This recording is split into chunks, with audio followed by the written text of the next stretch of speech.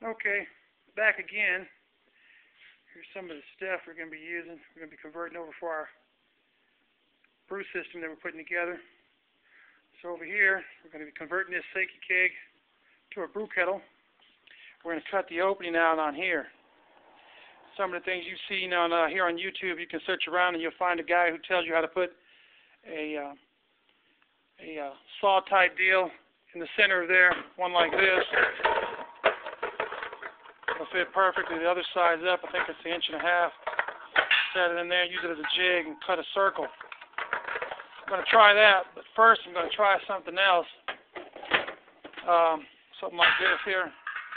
If the sun see it doesn't fit too well, but that's what he's talking about. Just use it as a jig and walk it around as you're using your grinder on a jig like this to cut out the top. Well, I figured out that my air speed cutter I have works off air, my compressor over there. So I could probably get through this. Now, I'm using these little cutting blades right here, pretty cheap. Just got to watch your eyes when using them. But I figured out that if I moved and placed the guard shield on there up against the outer rim, that it gave me a pretty good cut, and if I kept it at that angle and cut, I would get almost 15 inches across the top of the keg. And I figured it's almost 2 inches if you look right where the guard stops it at. So that'll give me 2 on each side. It's 14 out of the 15. That'll give me 11-inch opening. That's pretty good for a boil kettle. So I'm going to take that out, cut that off. Then I'm going to come in with this one here, little cutter, clean up the inside edges. Then run some sandpaper, get it all smooth. Make sure I don't cut myself when boiling out of it. And then we're going to clean out the outside of the keg. It's looking pretty run down right now. These look like worn out aluminum if you really didn't know any better.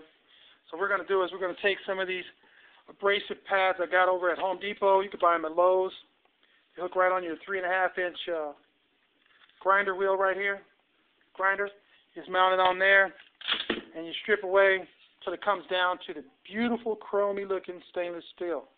When it gets down, it's going to have burr marks. So I'm going to come back with a little rouge, and this little packet I got over at Home Depot for $9.99 comes with fine and coarse chalk, or rouge they call it, and 3 different size pads, and the little piece of metal to hold all the pads in place so you can do your buffing. And I'm going to make them look like glass. We're going to be looking at shiny chrome, baby. So, next part of the video you'll be seeing me is set up. Oh, before you do anything, remember safety first. It's going to be pretty loud, so I recommend using some earplugs. They're pretty inexpensive. You get them for a dime, 10 cents a pack. Safety glasses, safety goggles. These are safety goggles, but I have safety glasses also. I'll be using these, safety goggles.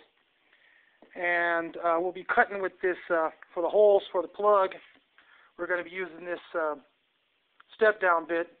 Be careful with this. Use some lube oil. If you don't have any cutting oil, remember I always use WD-40. It's a cutting oil also.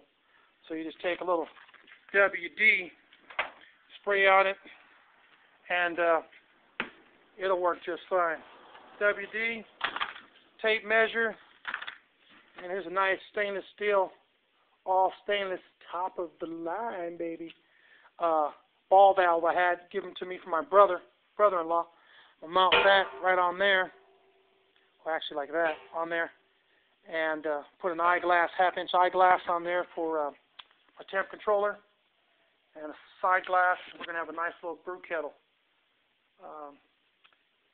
So, next part of the video, I should be set up with the air and starting to cut. May even do a little test run before I put it on video.